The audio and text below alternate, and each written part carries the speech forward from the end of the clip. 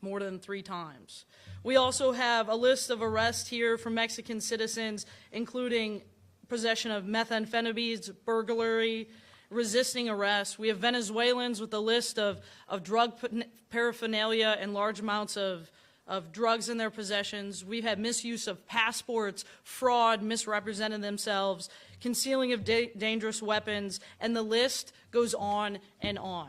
But then to Governor DeSantis' commitment to the people of Florida, we truly have a historic partnership, a partnership that we don't see anywhere else nationwide, a partnership that has made it a priority to make sure that President Trump's immigration policies and enforcement is enforced every single day. And I always remind people that the men and women of ICE enforce immigration law as it's written. They all go out every day to remove the worst of the worst from the streets of America. That's gang members, murderers, rapists, and the people of Florida are grateful for the work that Governor DeSantis, his state troopers, sheriffs, and everyone statewide continue to do on a daily basis. And so today we're going to announce funding that was able to go to the state and local law enforcement officers that will affect their bottom line and help them with more equipment, more transparency, and be able to affect immigration law nationwide. This is a partnership that we're here to brag about, a partnership that Governor DeSantis has made a priority, so that way we can let everyone know how important it is to be a part of our 287G program. This program not only goes after targeted criminal aliens, but it also goes out and looks for the unaccompanied minors who crossed the border in the previous administration. We know that we have over 100,000 to 500,000 minors who cross the border, and we are looking for those minors every single day, and we've worked to locate those nationwide, but in the state of Florida, we've seen a huge partnership with that, and I'm grateful for the state to be able to make that a priority and work with us. With that, I'd like to turn it over to Governor DeSantis, who's been a huge supporter of the men and women of ICE, who has had our back throughout this entire process, but also has gone out and done the work that's necessary for the American people and for the people of Florida to keep safe. Governor DeSantis? Thank you. Well, thank you, Deputy Director. Welcome to Tallahassee. There'll be a lot of folks here watching TV tonight to see Florida State against Virginia, and I can tell you if they take care of business, next weekend is going to be wild here. It'll be undefeated Miami coming in, and probably the most significant game we have had in this state in a long time. I see JD, our lottery secretary. He played for the Seminoles in the glory days, and like last year, every time he'd see me, just shake his head because, it was tough, but the year before was great. So people are really excited about that, and so, we wish them well tonight, and next weekend will be pretty crazy here in the Sunshine State. I also, just because, this is the type of guy I am, I do want to wish our First Lady a happy wedding anniversary, because that's our 16th anniversary today. Last year was 15. That's a pretty big milestone, and so I had all this great stuff planned. I mean, I really was planning something great, and those plans got interrupted by a young lady named Helene who came screaming down the west coast of Florida, and that was really difficult. And then we had to deal with Mr. Milton after that, and so that was a 4 to 6 week blur that we weren't able to do. So, so happy 16th anniversary to Florida's First Lady, my wife, Casey. We love you. And I also want to thank everybody who's here. I see a lot of folks here in attendance who are working very hard on this. Mark Glass from FDLE has leaned in tremendously. They were right there with Director Kerner signing a 287G agreement literally on day one. As soon as DHS was in place under Donald Trump, they were ready, willing, and able to do that and step up. And I think our state agencies have really led the way on so many of this stuff. I also see our Chief Financial Officer, Blaise Ingolia. I want to thank him for what he's doing. He's helping within the confines of his office on the illegal immigration issue, but he, as a senator, really helped draft the legislation that we've put in place over these years that makes Florida the most effective state in offering support for the Trump administration in this really, really important mission. You may see him out and about now. He's tussling with some of these local politicians about, you know, do you need to spend this much? Why not reduce people's property taxes? And I know people want to see a lot of relief on that. I also see Kevin Guthrie, Division of Emergency Management. Now they're doing great stuff with some of the processing and detention leading into deportation efforts, both Alligator Alcatraz as well as the deportation depot. I know they're working on a Panhandle Pokey, and who knows what else after that. If it can be mission critical, we want to be helpful. But the fact that he's here today means that we haven't seen any violent change in Invest 94, because I told him, I said, you know, they say it's not going to hit us, but I just, you know, so he's monitoring that, and obviously we'll be monitoring that going forward. So, and there's other people here doing great stuff, so many great sheriffs throughout the state of Florida. I think it's really appropriate that we're here at the Florida Sheriff's Association. I mean, Kerner was just down in Brevard County with Sheriff Ivey. You know, they got like 400 in a 4-day operation, 400 illegal aliens that were arrested and will be processed out of this country. Just incredible cooperation, local, state, and federal. So I'm glad that Florida stepped up for the 287G.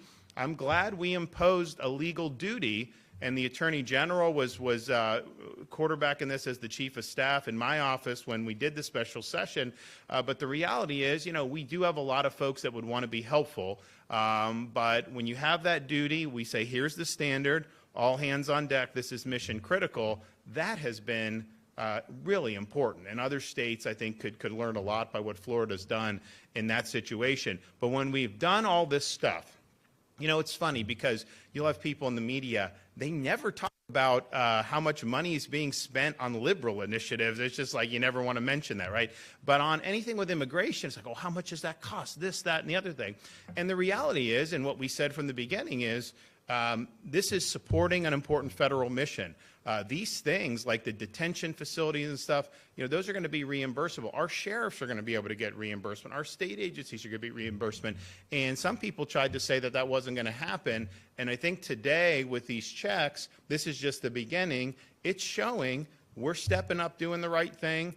We're putting our folks through the proper training. We're doing all this, but we have a great working relationship with both the Trump administration writ large, but particularly DHS and ICE, and they're doing what they said that they would do to be able to support all these agencies. And so the mission continues on this. I think we've got a lot of momentum. I mean, I was just able to visit the deportation depot within the last few weeks, I think, and the cadence of flights has picked up there. The cadence down at Alligator Alcatraz has picked up. And I said from the beginning, I don't want to be like, you know, the New York City model was take somebody here illegally, pay for them to be housed in a luxury hotel indefinitely. We don't want that. We want ICE has to go through process, and so we can be helpful for the processing, staging, and then provide them a pathway to be able to return the illegal aliens to their home country. And so that's what we're doing, and we, of course, won in court on Alligator Alcatraz. I know they're going to keep filing lawsuits on anything we do, but we're very confident that we're going to continue to be in the right on all of that. So thanks a lot. It's really been a great effort, and I can tell you, with the leadership that we have at ICE, with Tom Homan being there, all the different things, and obviously President Trump's vision and policy that he set out at the beginning, the difference between where we're dealing with in 2025 compared to 21, 22, 23, 24, I mean, it couldn't be more stark. We were in a situation where ICE was getting no support from the White House under Joe Biden as president. There were illegal aliens released based on administration policy. You know, we had people that were victimized by criminal aliens because of the lax attitude, well, actually the intentional attitude of the Biden administration. Times have changed. This is an important mission. You have all hands on deck, and we want to make sure that coming to America is done lawfully. We want to make sure that our borders matter and that the laws of our state are upheld. And the final thing I'm going to say is this. Florida is not Portland. If you think you can go and launch attacks against ICE agents in this state, you got another thing coming. We will hold you accountable very swiftly and very severely. The people that are working for ICE are being charged with enforcing the laws of the United States of America. You know, we have a process where if you don't like those laws, you can elect people that will try to change those, but what you don't do is take the matters into your own hands and launch attacks against people that are simply doing their job. And I was here for the 4 years when the border was left open, laws weren't being enforced. They never changed the law. They never actually delivered. They wanted an amnesty, but they never did it in law. It was a de facto amnesty because they knew if they campaigned on that, they would lose even worse. And so the American people have spoken. They want the border enforced, and they want interior enforcement of the laws of this land. And that's what the men and women who work for DHS are doing with our support. It's an important mission, but it's a mission that flows from the laws that are in place in this country and the election results that occurred in November of 2024. So we stand with the folks who are wearing the uniform. We are not going to tolerate any of this that you see in some of these other jurisdictions. And so just be forewarned, if you want to take a pot shot at an ICE agent or any law enforcement, you are going to have severe consequences. And one of the fellows that will be responsible for ensuring that the state continues that is our Attorney General. James Uthmeier has done as much in a short period of time as anyone I can remember who's been serving in that office. And of all the issues that he's tackled, and there have been very many, I don't think you have an Attorney General anywhere in the country that's been more strong on helping advance President Trump's agenda on securing our border and making sure our immigration laws are enforced.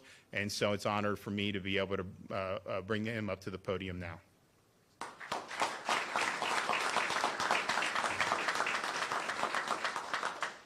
Thank you, Governor. Florida is all in on helping the Trump administration to deliver on their promises to secure the border for once and for all and to detain as many illegal immigrants as possible and get them back where they came from. All of our agencies working with all of our state law enforcement, all of our sheriffs, and that only happens because of the leadership of Governor DeSantis at the top. The tone is set, we have our orders, and we're going to carry them out, and we will deliver for the Trump administration. It's amazing what happens when you enable law enforcement to actually enforce the laws. We've got record crime lows here in Florida. They keep getting lower, and it's because we get it. If you support law enforcement, if you give them the tools they need to be successful, and then let them go do their job, they will protect our families and they will keep us safe. Just last week in Polk County, we announced over 240 arrests in a human trafficking child predator sting, and 48 of those arrested were illegal immigrants. 48. Every week we have one of these stings, whether it's drug trafficking, human trafficking, and there's always a large number of people that are illegal immigrants. And it shows, it highlights the dangers that came in through the open border, the large amounts of crime that came in through the open border. Now, not everybody is malicious that's here illegally, I get that. And to those people I say, take the federal government up on their offer, the $1,000 and the free flight back to where you came from, where you remain eligible to come into this country lawfully. And for those out there that are evil, that are malicious, here in Florida, we're coming for you. Now to our leadership at ICE, thank you. It's been a great partnership. I reiterate what the governor said. If anybody out there is trying to intimidate, threaten, or obstruct the ability for our federal law enforcement partners to do their job, we will be watching and we will hold you accountable. We launched a partnership with our state police and ICE where if people are doxing or revealing personal information about these federal agents or their families, we're going to be there and we're going to hold you accountable. That is against the law. And by God, if you injure or attempt to target one of these officers, we will prosecute you to the absolute fullest. So I conclude by thanking our law enforcement. We've got the best state law enforcement, the best sheriffs in the country. They work together every day to make this the safest state to raise a family. It's been an honor to have their backs. Our highway patrol is up and down the state. You see them on the side of the road. You see them doing the Lord's work, enforcing the law, and it's an honor to support them. So with that, I'll introduce Director Dave Kerner that oversees the highway patrol.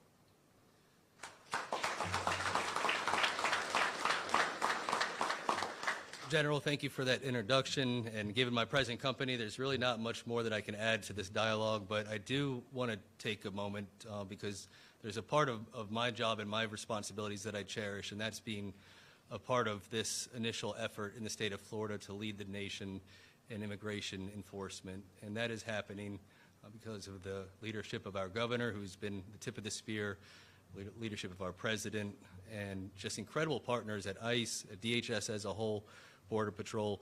The governor mentioned that I had just returned 2 hours ago. The colonel and I were on the ground in Brevard County with Sheriff Wayne Ivey.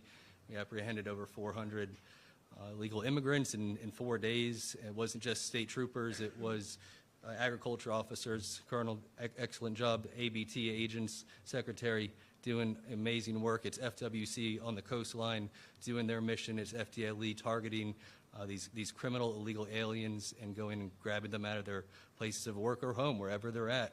Lottery was out there with us. It was an amazing experience. But I say all that to say that we cherish the opportunity to be a part of the creation of this amazing program. It is working. We did 404 days. The Florida Highway Patrol alone probably eclipsed 5,000 since March of this year. When we go back and look at the numbers, it's probably going to be over 5,000 as of today. The Department of Financial Services, special agents were out there with us as well, Mr. CFO, and we appreciate their contribution. Our commitment to this mission is sincere. We have created a full-time immigration enforcement unit in the Florida Highway Patrol, perhaps the first one at a state or local level in the nation. But what was astounding and amazing to the colonel and myself was how many troopers applied to be in those 20 positions. I believe it was over 100 or more applied. It's because they believe in the mission so much that they want to do it full-time. Nearly 2,000 of our troopers are 287G certified, but we have a core passionate group because they see what this epidemic has done to our communities. They see what it's done to the quality of life. They've seen what it's done to officer safety and the safety of our families. And so we're very serious about this mission. Our troopers are starting to experience doxing as well, and we're going to start seeing that throughout the entire state and local law enforcement space. Director, Deputy Director, our commitment to you, and Garrett knows this, Garrett Ripa, the Field Office Director, we have your backs 1,000%. We will stand with and by your agents and your officers every day, and we're honored to do it. The only way that we are able to apprehend so many people in such a short amount of time is because of the partnership with the Florida Highway Patrol and our state law enforcement and our local county sheriffs and the Department of Homeland Security. We work as one team, and this model is really becoming very effective here in the state of Florida. We hope, and I think I speak on behalf of everybody in this room, we hope to see other states adopt this posture in immigration enforcement.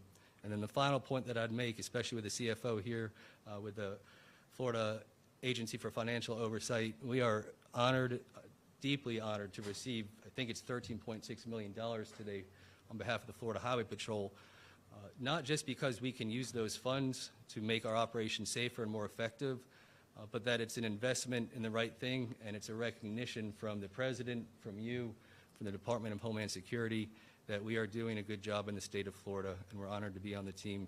Thank you very much for having me here today. It's my honor to invite Sheriff Hardwick from St. Johns County, who just his agency alone, as I understand, over 700 independent 287G arrests, leading from the front. Thank you for being here, Sheriff.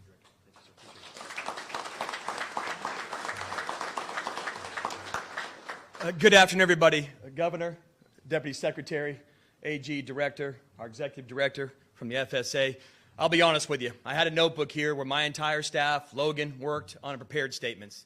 If you know who Rob Arwick is and how we do law enforcement in St. Johns County, it's a waste of time reading it to you. I'm going to tell you from the heart of what is going on in the state of Florida.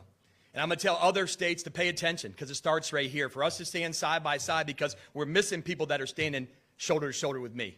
This colonel right here, this CFO right here, this FDLE man right here, our FDEM director right here. We stand shoulder to shoulder in the state of Florida. And Governor, it starts with you, sir.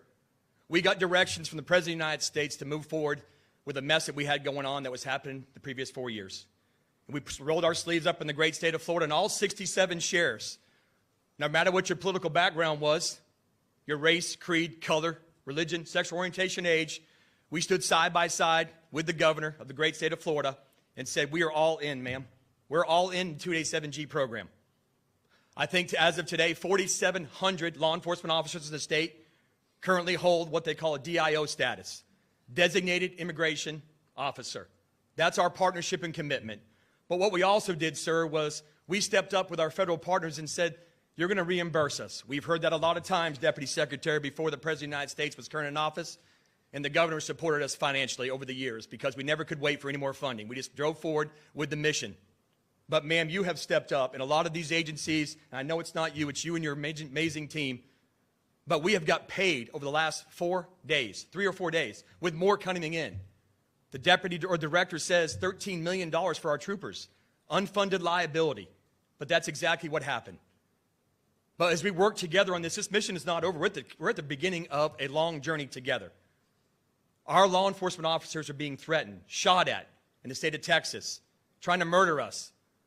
We're not backing down in the state of Florida. I recommend the other states take a picture of what's going on today. Our governor stands behind us. The deputy secretary of ICE stands with us.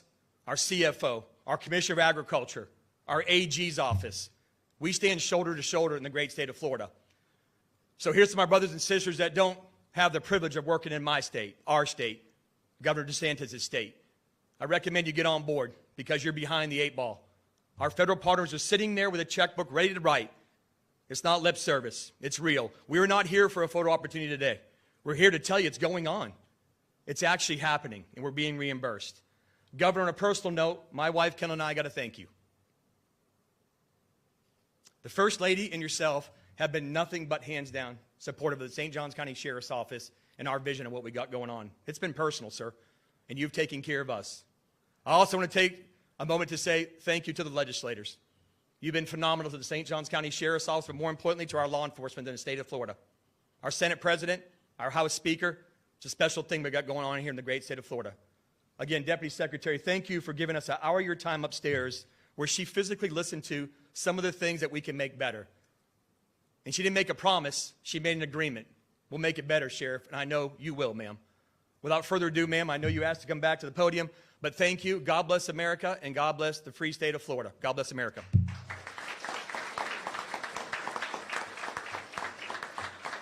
With that, I'll announce the exciting part. So thanks to President Trump and Secretary Noem's big, beautiful bill, we are able to give out $1.7 billion to state and local law enforcement. Today, I'd like to present a check to the state of Florida for over $28 million and to local law enforcement for over $10 million.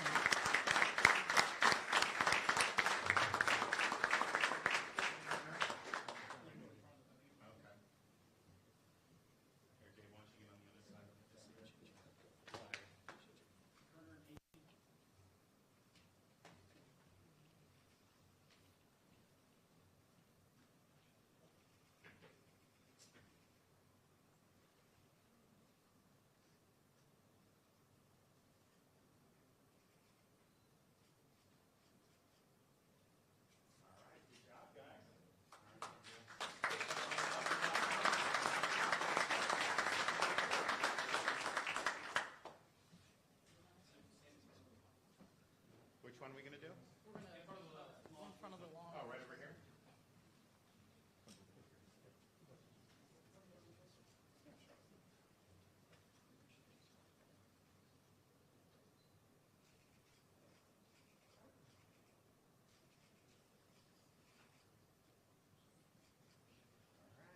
Great job, guys. You want it?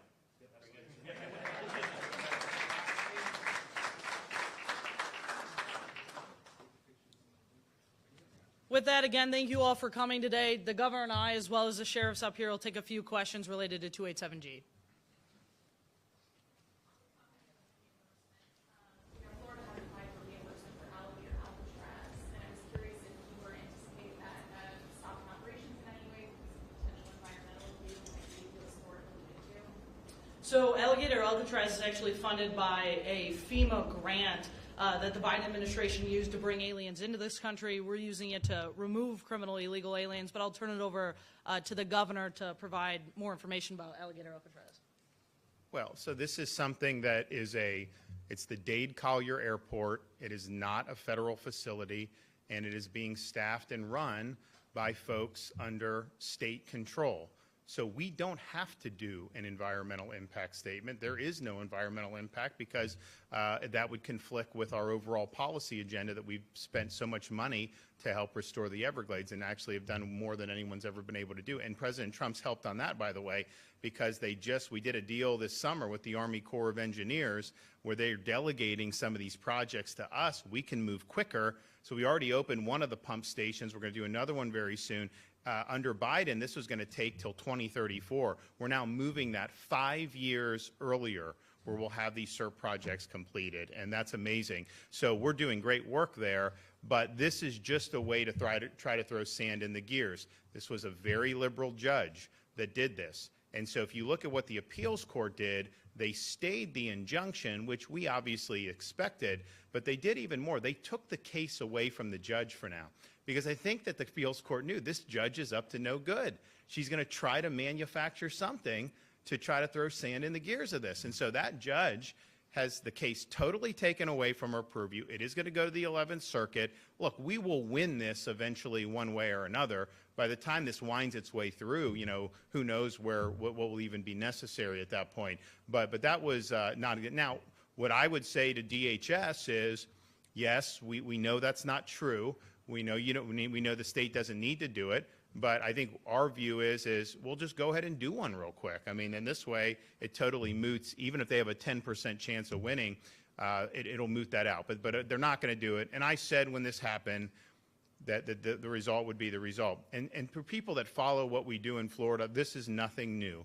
I mean, I can list you things. I could be here for 30 minutes listing examples of when trial court judges have said something that we did is somehow wrong, and then it goes to appeal, and we win on appeal. And that is, we have a very good track record on appeal at the 11th Circuit and here in the state courts in Florida. So I don't think that that's going to end up. That district judge's opinion was rightfully stayed. I do think it'll be fully reversed. But even before that happens, she doesn't have any jurisdiction over this case, and I think that's very important. For alligator alcatraz, and once that comes through, however much it is, won't that change the state control? I don't think so, but the reality is what I said from the beginning on this. We will get reimbursed eventually.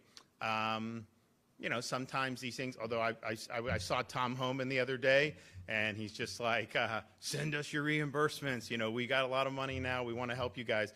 So that'll happen, and I know Kevin is working with them on doing that. I don't think it really changes anything because it's still state property and it's a state mission. I mean, just think about it. Almost any state institution can sometimes get some federal funding. I mean, universities, law enforcement agencies. So what? They're going to have to do environmental impacts? Of course not. Federal government doesn't have the jurisdiction to impose that on us. That'd be commandeering. So you don't have to do that. So I don't think it's going to really change things. But at the same time, they have time where they could do a very quick impact statement. That's the thing. It was portrayed in the media like, oh, they're stopping it because there's actual environmental concerns. No. It was a report.